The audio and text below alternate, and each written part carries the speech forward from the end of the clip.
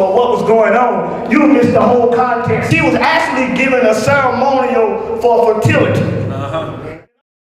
While she was praying to her God that she might have. So watch this. The Nile moved from north to south, but the baby was coming from south to north. I said this way, any vision that you create, it cannot be yours. It must be God's. Must be God. All we are recorders of what we see between the call and the draw. There's some of us that are called to this. Some of us was drawn to this because they thought that it was very popular. We know how to do good church, but do we know how to do kingdom? Oh, I heard somebody say, well, no, we have fish fries, we have chicken in the back, we have fundraisers. You got the 87-year-old mother cooking spaghetti and fish. Is it enough to have an impact on your community? Is it enough?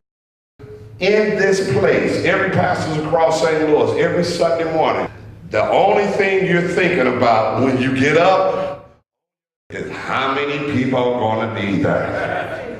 Come on, tell me. I am now sending people to their pastors. I got.